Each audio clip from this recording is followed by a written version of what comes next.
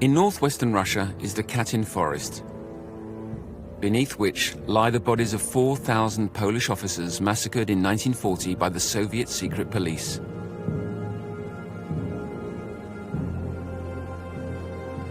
Alongside the officers lie the remains of Soviet civilians shot a few years before in the same way and by the same cold-blooded executioners.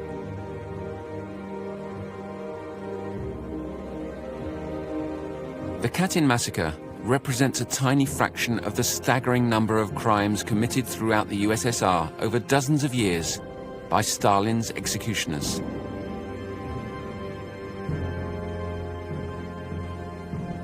Katyn is just one small plot of truth. На тайном привале, в глухом чернолесье, плывет над рекой светло-сизый туман.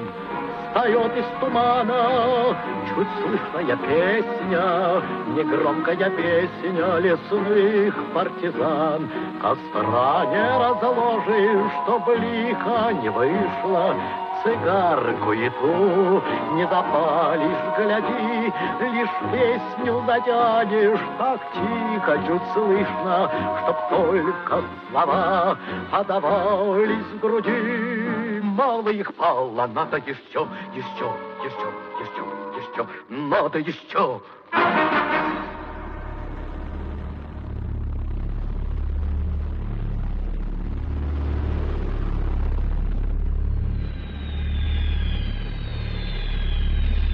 On September 1st, 1939, Germany launched the Blitzkrieg and invaded Poland.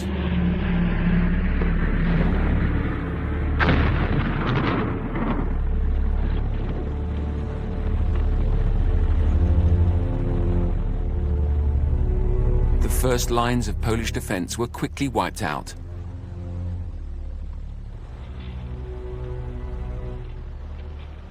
After a week of fighting, Warsaw was under siege and regularly pounded by German bombs and shells.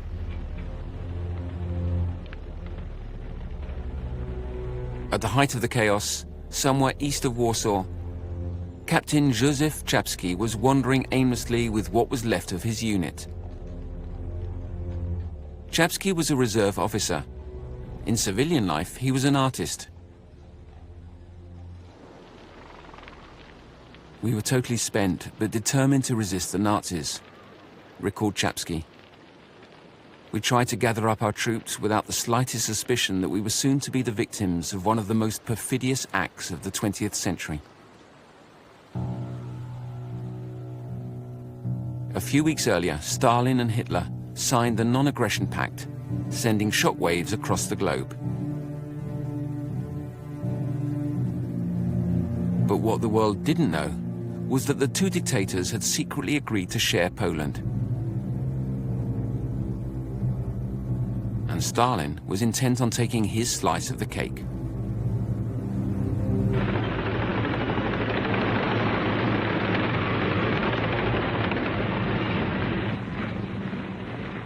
On September the 17th, the Soviet Red Army also invaded Poland, but to the east, catching the Polish defense forces by surprise.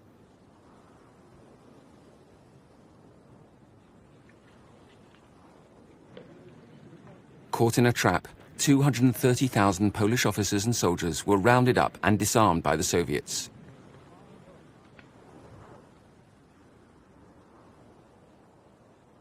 Captain Józef Czapski was also captured and joined a long line of prisoners.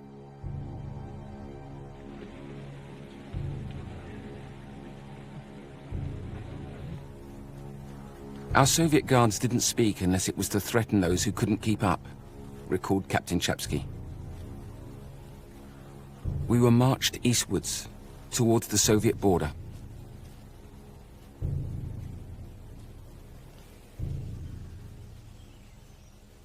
Once over the border, Captain Czapski was separated from his men and found himself imprisoned with thousands of other Polish officers.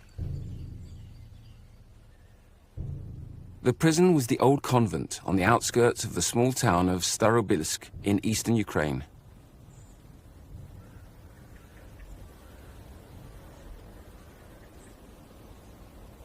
Some of the walls, remembered Czapski, were riddled with bullet holes. The guards quietly informed me that this was where they shot bourgeois during the Civil War. It's the only time I heard them talk, except for when they were barking orders. Otherwise, our guards remained obstinately mute.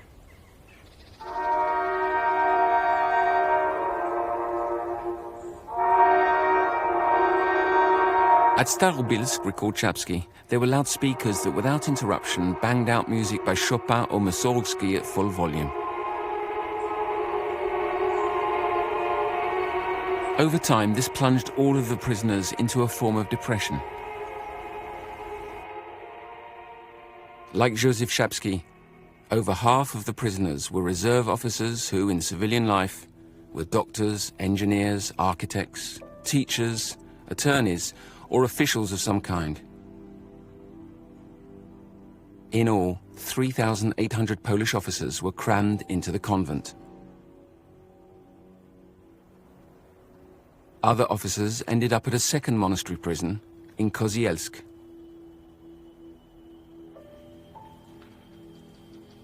A total of 4,500 men were detained there. There was even a third monastery prison, Ostashkov, on a small island in the middle of a lake in northern Russia. 6,500 Polish officers were held there. None of them had the faintest idea of what the Soviets would do with them. But they were in the clutches of the People's Commissariat for Internal Affairs, the NKVD. An implacable, repressive machine whose bloody history had begun 22 years earlier, in 1917.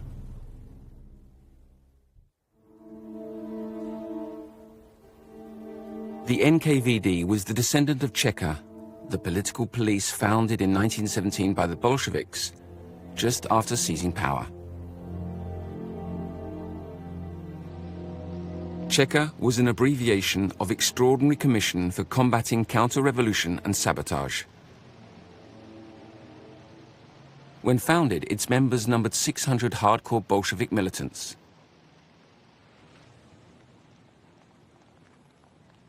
At the height of the Civil War, after the White Army had recaptured the city of Kiev from the Bolshevik Reds, they brought out into the open the brutal methods of Cheka.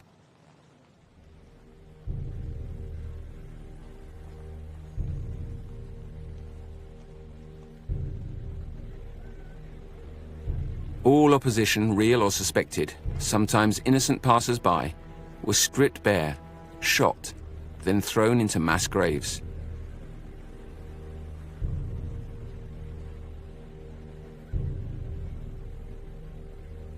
It was a way for the Chekists to speed up the eradication of the old world.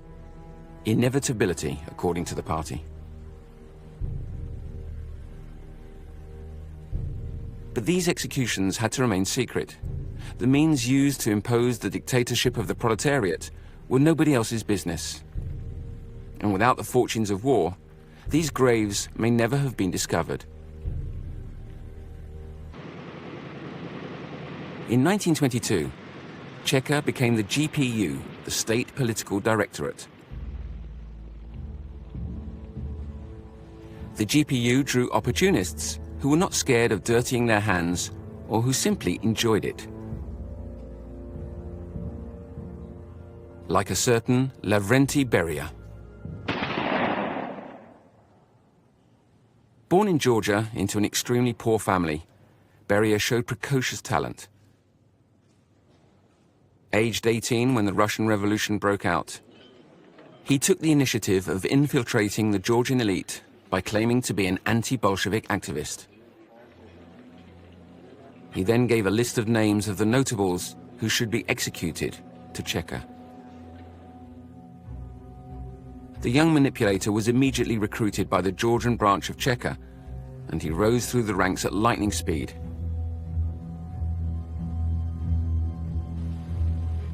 And in 1927, this indefatigable worker was appointed as head of the GPU for the whole of Georgia. Despite now ruling from his kingdom of Tbilisi, capital, Beria's thirst for ambition was far from unquenched. He took care to place his pawns even inside the Kremlin, where he was mentored by a member of the Politburo, Anastas Mikoyan. He too was a faithful servant to another Georgian who had swept aside all opposition to seize power, Joseph Stalin.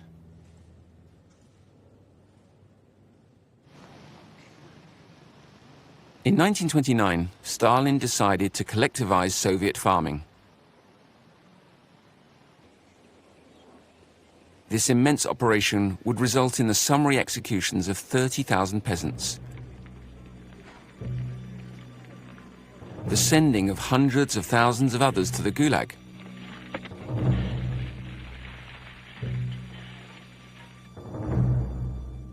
and death by famine of 4 million Ukrainians.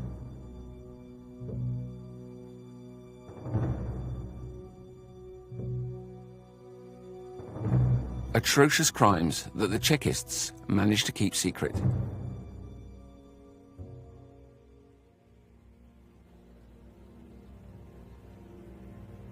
In 1934, the GPU was renamed NKVD, the People's Commissariat for Internal Affairs.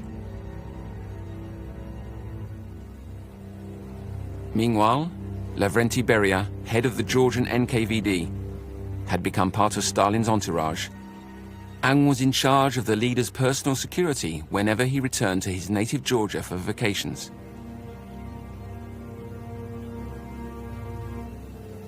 Beria had the ideal profile to one day become head of the Soviet NKVD.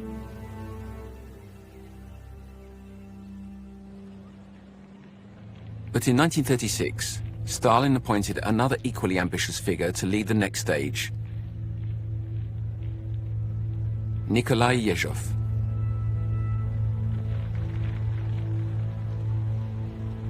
With Stalin's encouragement, Yezhov had nearly all Red Army generals and 2/3 of the Central Party Committee executed.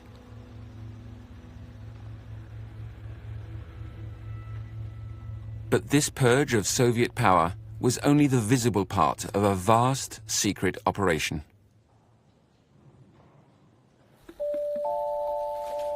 On July the 30th, 1937, NKVD Order Number 00447 secretly launched purges across the whole of Soviet society with set quotas.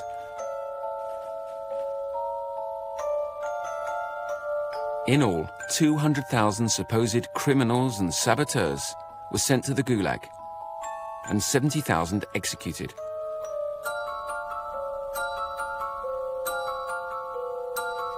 The regional NKVD heads tried to outdo each other by going above and beyond the quotas and sent hundreds of extra suggestions for further imprisonments and executions.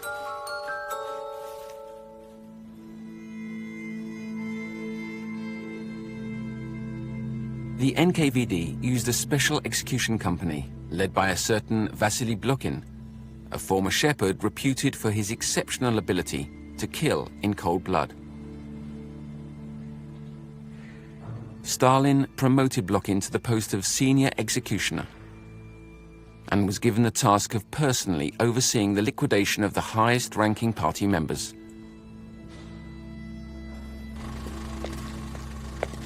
Executions were often carried out during the night in soundproof cells. The victim would be held by 2 NKVD agents, while a third put a bullet in his neck.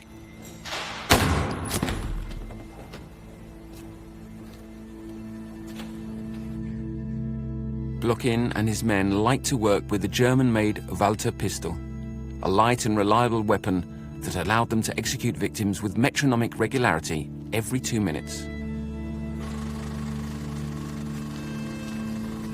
The bodies were driven out of the prisons by trucks to be either secretly cremated during the night or thrown into mass graves dug far away from prying eyes, usually in forest clearings.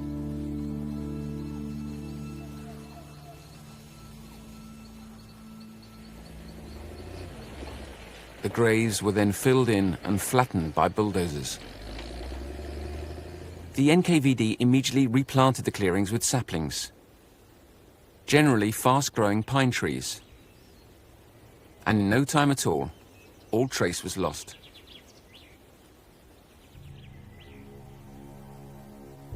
With this methodical organization, it's estimated that the NKVD secretly executed 750,000 Soviet citizens in a year and a half.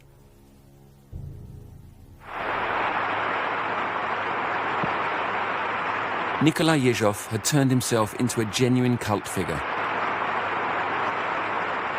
But it wouldn't last. Stalin would soon accuse him of allowing traitors to infiltrate the NKVD. He was given the chance to redeem himself by purging the NKVD.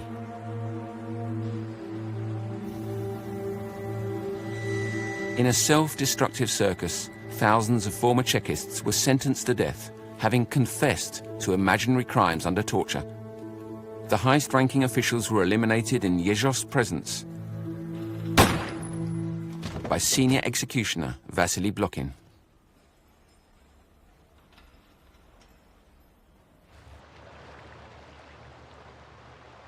But in late 1938, Stalin finally demoted Yezhov and replaced him with Lavrenti Beria.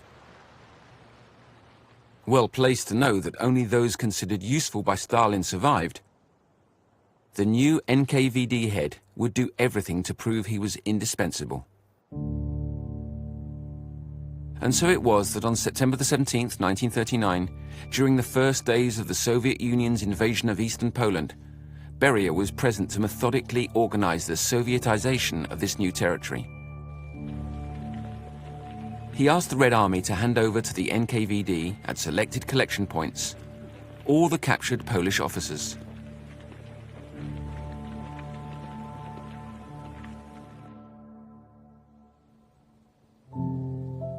Four months after these Polish officers were first detained in the 3 prison monasteries. Captain Joseph Chapsky was still imprisoned at Starobilsk.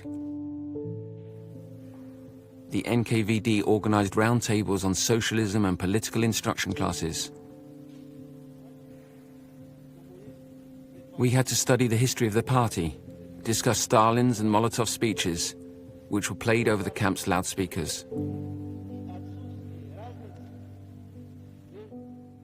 The Polish officers treated this propaganda exercise as a huge masquerade. None of them imagined that it was actually a selection process to see who would live and who would die.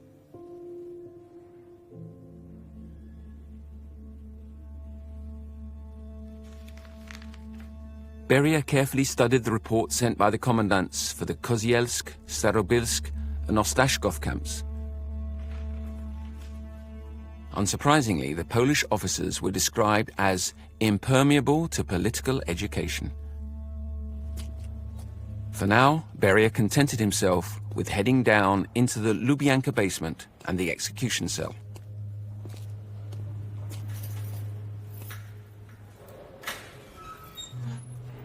There he came face to face with his predecessor, who had confessed to crimes under Stalin, under torture as usual.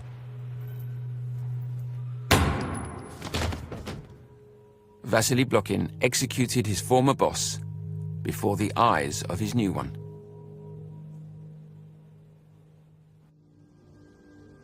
A month later, on March the 5th, 1940, Beria's proposal number 794-B to Comrade Stalin definitively sealed the fate of the Polish officers.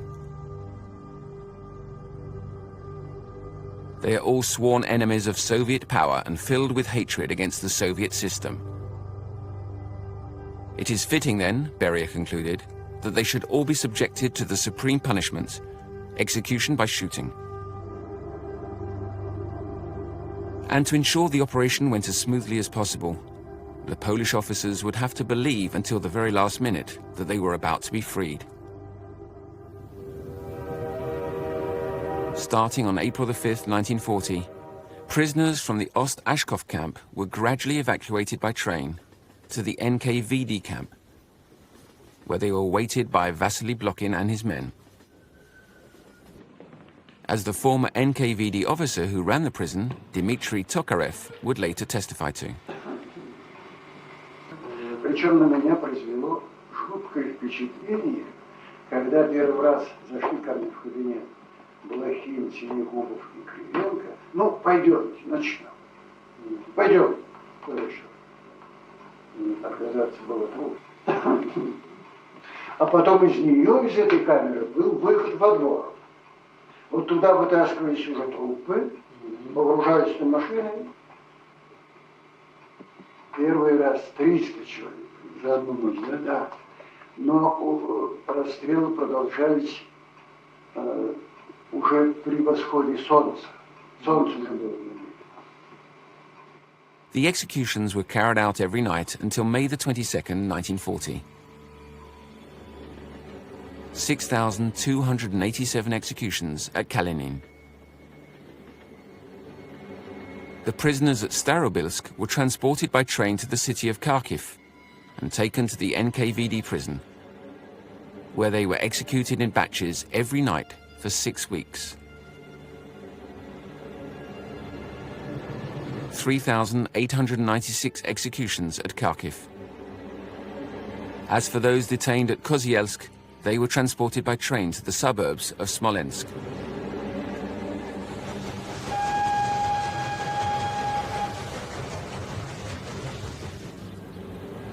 Then by truck to Katyn Forest, as shown by director Andrzej Wajda, whose father was murdered at Katyn.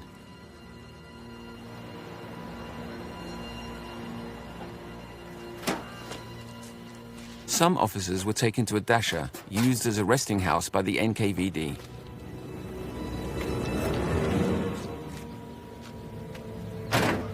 Рожденного 2 апреля 1800. Забрать!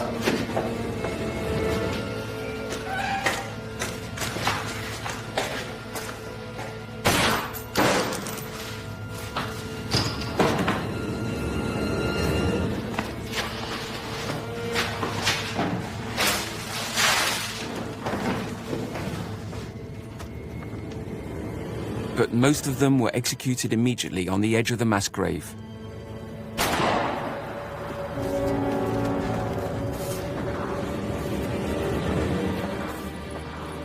Contrary to the other executions, for some unexplained reason, those at Katyn were carried out in the open air during daylight hours.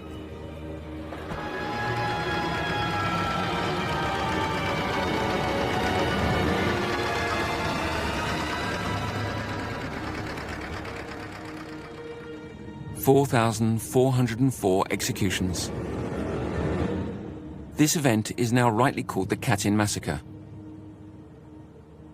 But the macabre account didn't end there.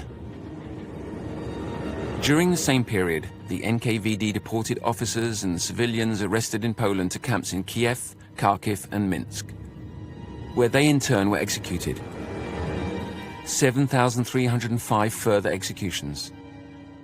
In just 6 weeks, the NKVD is believed to have executed 22,000 officers and members of the Polish elite. By top-secret order, issued on October the 26th, 1940, Beria rewarded NKVD agents who had executed the Poles with an extra month's salary. This order reveals the names of the killers. Vasily Blokhin, who oversaw the elimination of prisoners from Ostashkov, with Nikolai Sinugobov and Mikhail Krivenko. The order also names Fedor Ilin, Yosif Gribov, Timofey Kupri, Ivan Feldman, Ivan Stepanov. There were 2 sets of brothers, Nikolai and Vladimir Kostyuchenko, and Ivan and Vasily Shigalev, 2 twisted alcoholics whom Blokhin kept a close watch on. There were also 2 women, Serafima Kuznetsova and a certain Bulakova, whose first name isn't even written. In all, 40 former Chekists who murdered 22,000 people in 6 weeks. No wonder they got a bonus.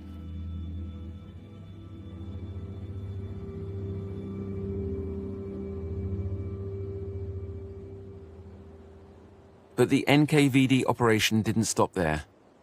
They now had to wipe out all traces. In just 2 nights, the NKVD arrested all the families of the executed officers, some 60,000 people, to send them to the Gulag.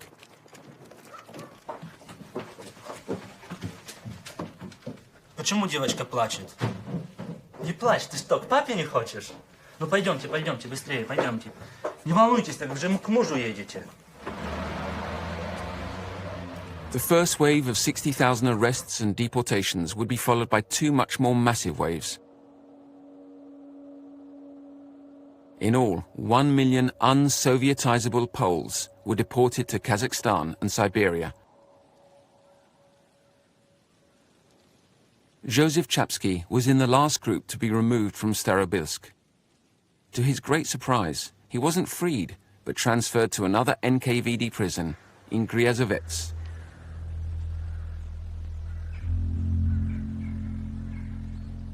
There, he discovered 395 officers from 3 prison monasteries, the sole survivors of a mass murder they didn't even know had taken place.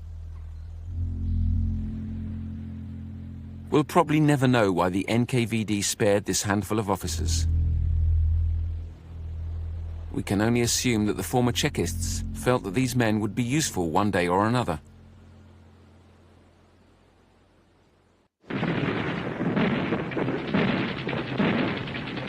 A year later, an event happened that would change everything.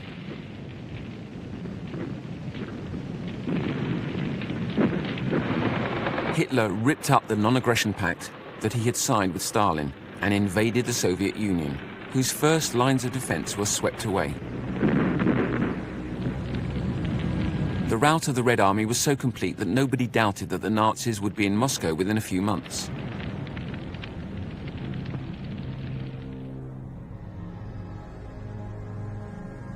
British Prime Minister Winston Churchill, whose country had been the only one still fighting Hitler, immediately offered all possible help to the Soviet Union. Churchill decided to tone down his fierce anti-communism and propose an alliance with Stalin, which the desperate dictator readily accepted. But Britain was also allied to the Polish government in exile, led by General Sikorski, who demanded that all Poles detained in the Gulag be freed and that after the war, his country retain its borders of 1939.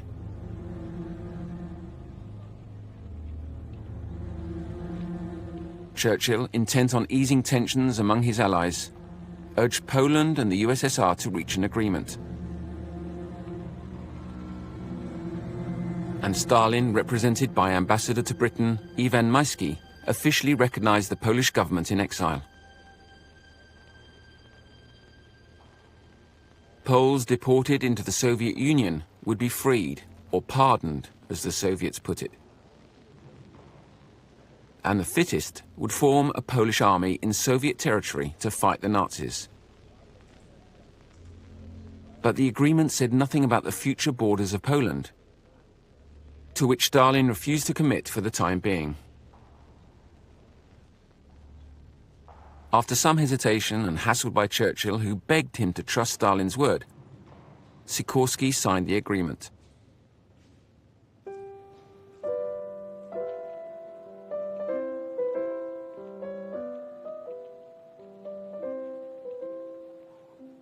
Polish deportees began leaving the Gulag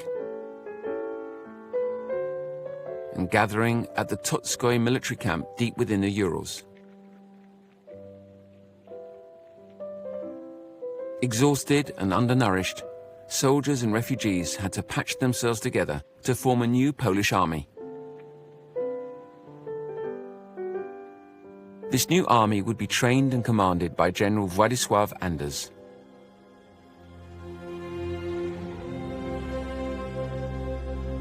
It didn't take Anders long to realize that he was missing several thousand officers. Having been freed, Joseph Chapsky met General Anders at Totskoy and told him what he knew about the evacuation from the Starobilsk prison monastery. The mystery thickened, Perhaps they had been handed over to the Germans. Anders alerted Sikorsky in London, who confirmed with the International Red Cross that the missing officers were not being held in any of the German prisoner of war camps.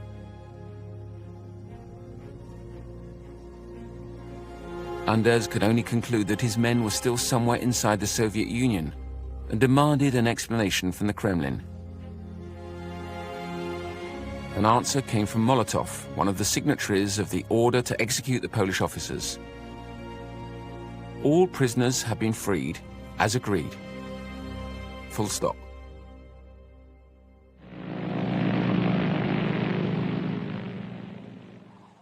But Sikorsky was intent on getting to the bottom of the mystery of the missing officers and finalizing the matter of Poland's future borders.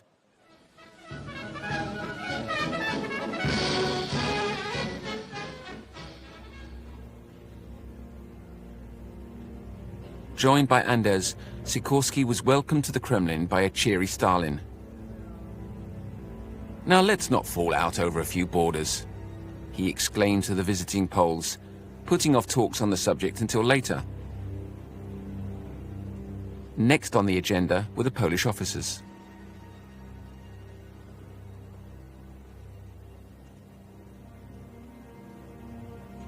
Stalin said he knew nothing about it and promised to ask Beria to do everything he could to find them.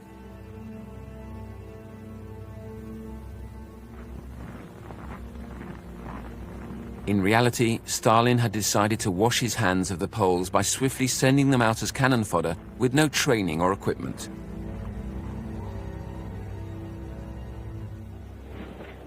Anders categorically refused.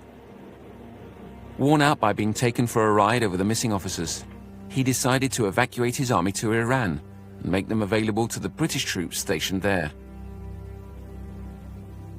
General Anders admitted to Joseph Chapsky that he was convinced the officers had been executed by the NKVD, which Chapsky obstinately refused to believe. Meanwhile, the United States had joined the war against Nazi Germany. Stalin could now count on an extra ally and would soon benefit from a massive influx of American war material.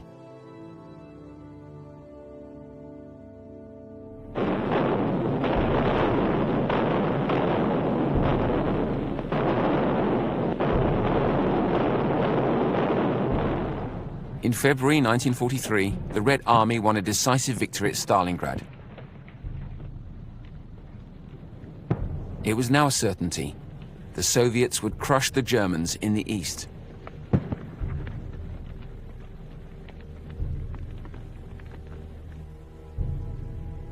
The Americans, gripped by a sudden Soviet mania, affectionately nicknamed Stalin Uncle Joe.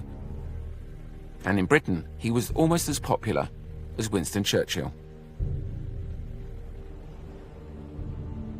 Doomed to an inevitable collapse, Nazi leaders clung to a slender hope of negotiating a separate peace with the British and Americans. And why not obtain, in the name of anti-Bolshevism, military support to force back the Soviets? As it happened, Nazi troops had just made a sensational discovery in Smolensk, which, presumed Goebbels, would prove to the British and Americans that the real danger was Judeo-Bolshevism and its master, Stalin.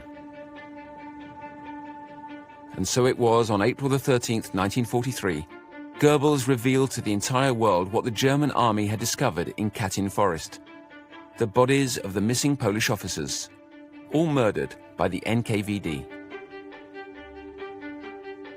"An odious Judeo-Bolshevik crime," exclaimed Goebbels, before revealing the names of the first officers to be identified and the approximate date of execution, April 1940. 2 days later, Moscow denounced the Germano-fascist lie and affirmed that the officers had been executed by the Nazis in July 1941.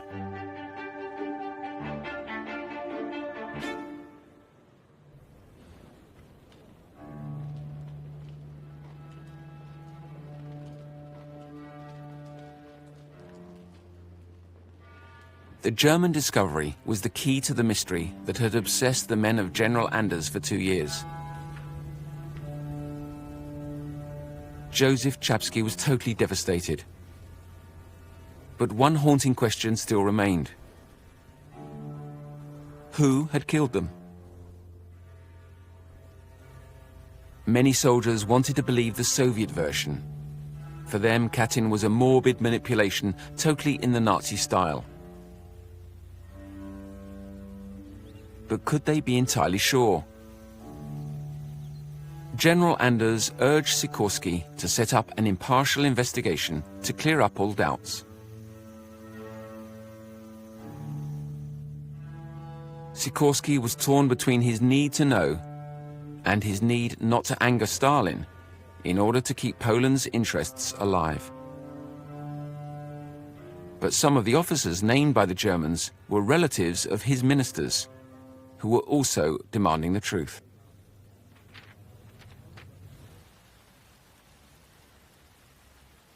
Sikorsky was instantly summoned to 10 Downing Street by Churchill. The Prime Minister looked tense. "We need your support," said Sikorsky. "You know that I'm wholeheartedly behind Poland," came the reply. "It's not impossible that it's a Soviet crime," he continued. "But it certainly is a trap set by Goebbels to get us into a quarrel with Stalin, which is a luxury we can ill afford."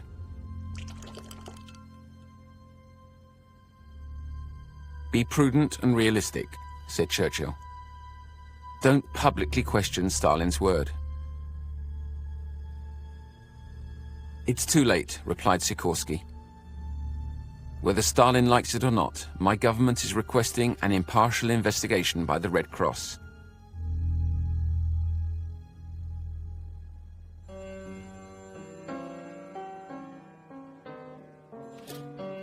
The Polish request was viewed as a betrayal by the British. What were these damn Poles doing, doubting the good faith of Stalin and walking headfirst into Goebbels' trap?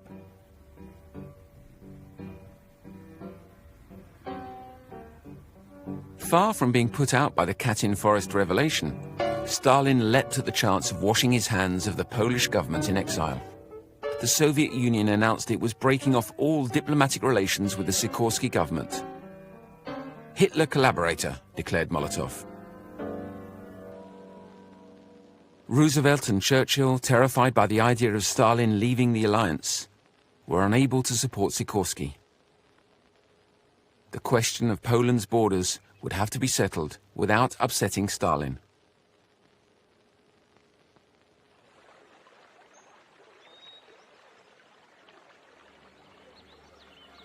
The Katyn crime scene was in Nazi hands.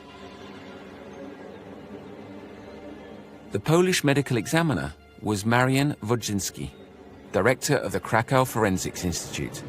He'd been appointed by the Sikorsky government to accompany the Polish Red Cross team in Katyn.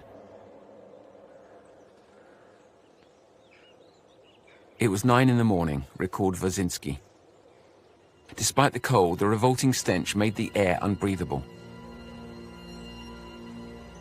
And then we saw the corpses in grave number 1.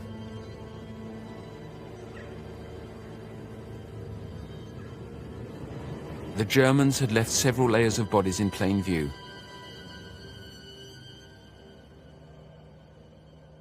We were dumbstruck.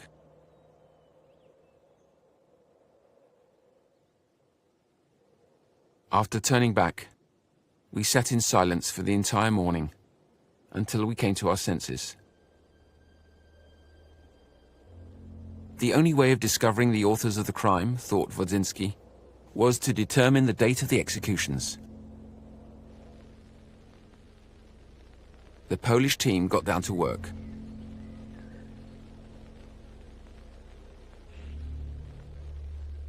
The corpses were exhumed by Russian prisoners of war.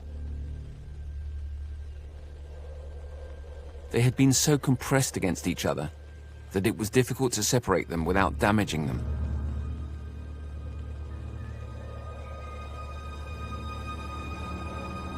those from the upper layers had literally melted into a single greasy block, which indicated that the bodies had never been moved since burial.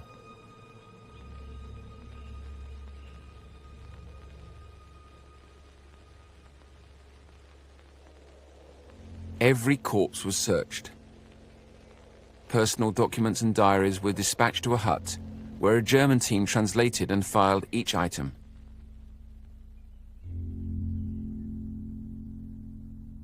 We had free access, recalled Marianne Wodzinski, although it was the Germans who kept all the evidence. Not a single document was dated after April the 20th, 1940.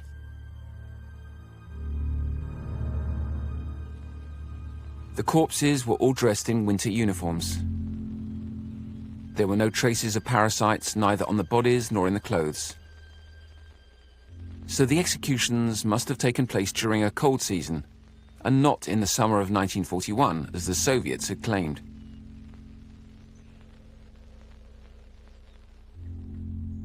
It also quickly became evident that all of the victims had been shot with 7.65 caliber bullets, made in Germany and used only by German-made Walter pistols.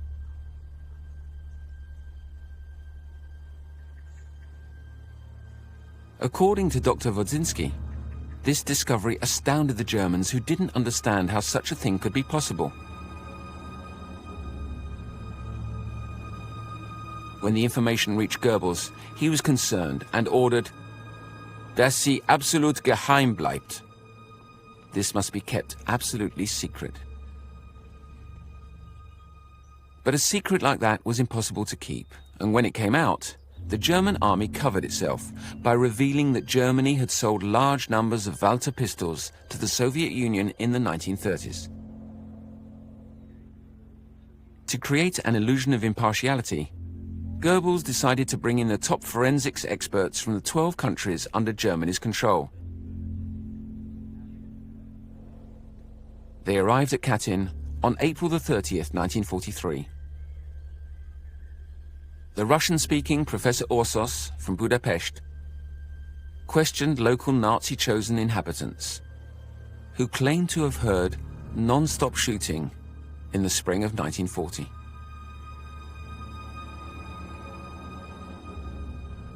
Some even said they had seen Polish officers leaving prison trains in the small station of Gniezdowo and being driven off by the NKVD in the direction of Katyn. And what's more, the site had been used by Checker execution squads since 1918. Even though it sounded like they were reciting well-rehearsed statements, this last piece of information was confirmed in graves 8 to 11, which contained the remains of older civilians shot with one bullet to the head.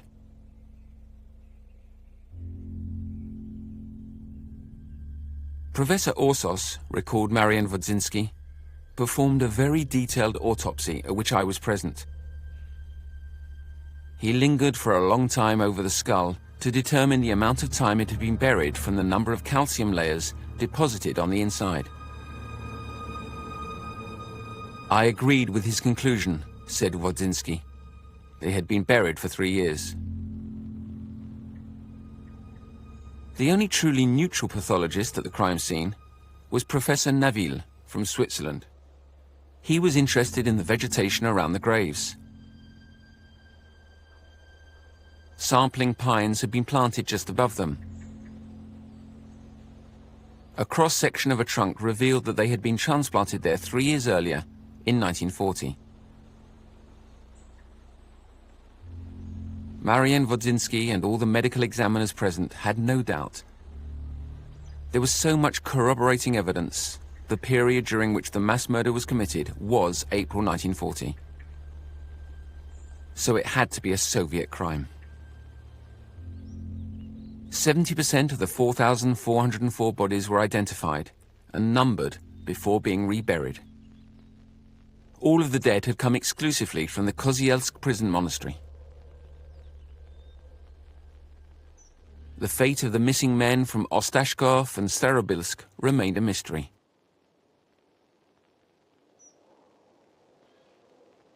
On June the 7th, 1943, the investigation carried out by Marian Wodzinski and the Red Cross was forced to be abandoned.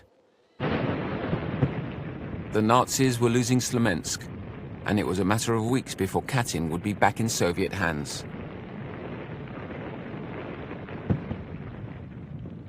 Wodzinski handed his conclusions to the Polish resistance, which smuggled them out and onto London.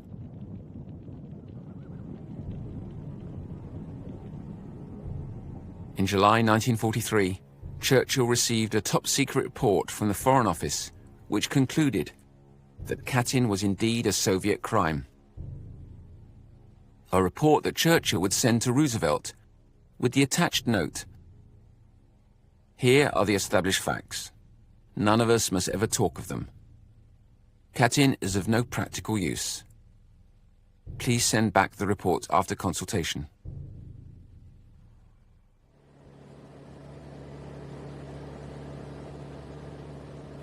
On the way to Tehran, Stalin, Roosevelt and Churchill, plus their staffs, all came by air. The Soviet's great leader leaving his country for the first time for over 30 years.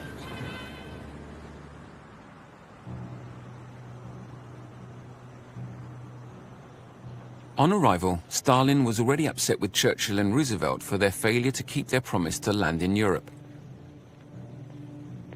And then he learnt that he would need to wait even longer.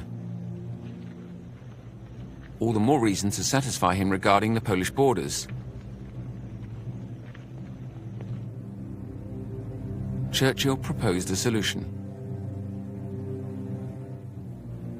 The British Prime Minister placed 3 matchsticks on the table, representing Polish territory. He took the matchstick on the right and moved it towards the left, symbolizing the westward shift of all Poland. That way, Stalin would keep what he had conquered in 1939, and as compensation, Poland would receive a chunk of Germany. Stalin agreed.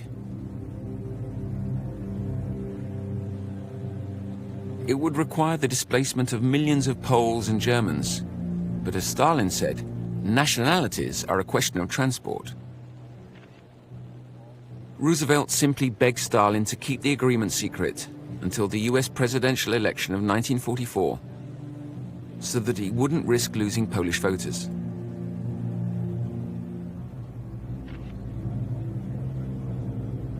At first surprised by this subtlety of Western democracy, Uncle Joe happily made this small concession to the American president.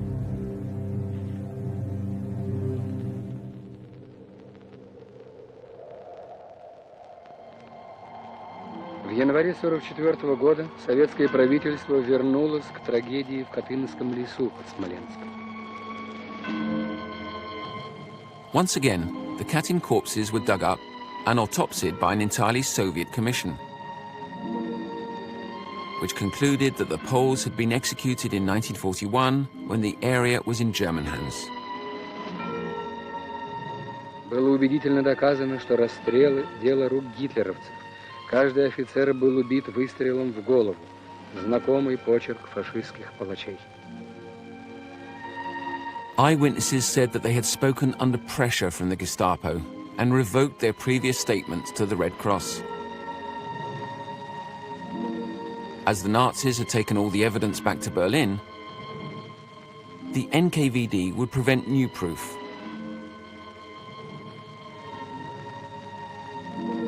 Вот письмо польского офицера на родину, датировано 20 июня 1941 года. А Геббельс утверждал, что поляки были расстреляны еще в 1940-м. The NKVD managed to sow doubt and confusion among the most skeptical of Western observers invited to the scene. Katyn Forest was henceforth a Nazi crime.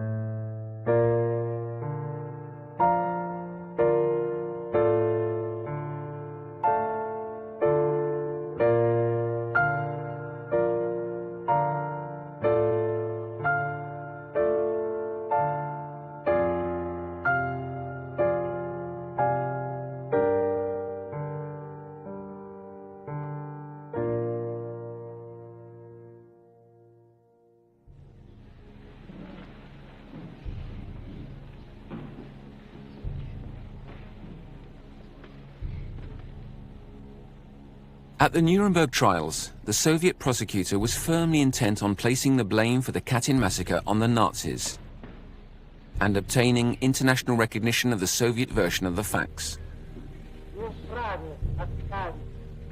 But the judges considered the evidence presented by Moscow to be flimsy and refused to rule on the Katyn case.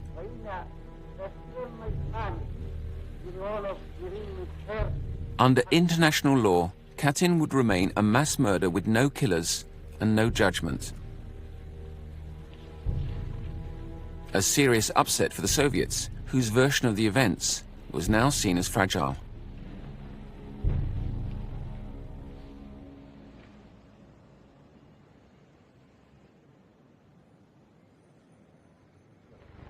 Mr. Chapsky, do you object to being photographed? No.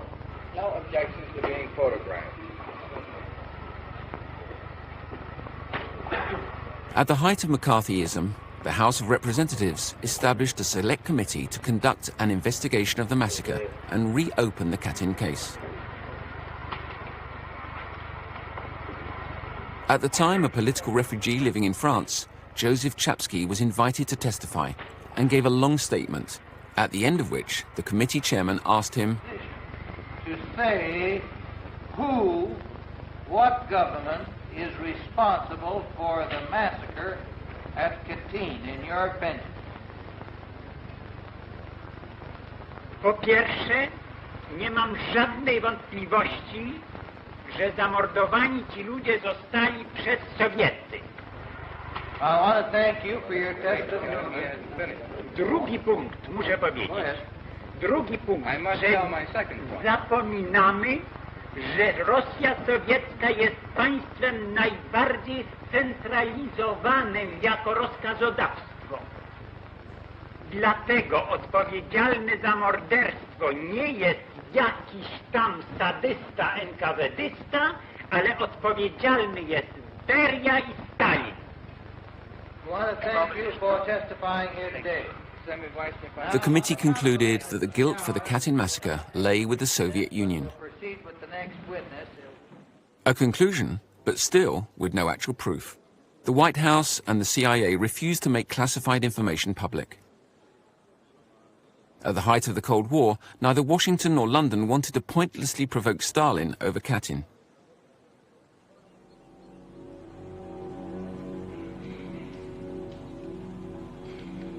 Even after Stalin's death, the USSR would continue to blame the massacre on the Nazis. The truth would remain hidden for 50 years. It wasn't until April the 13th, 1990, that the Soviets, on the brink of collapse, finally admitted to the crime.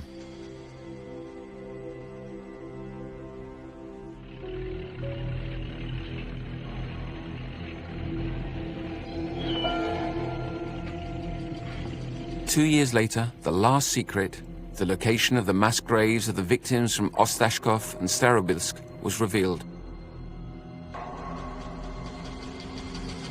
Those from Ostashkov were buried in Mednoy in Russia.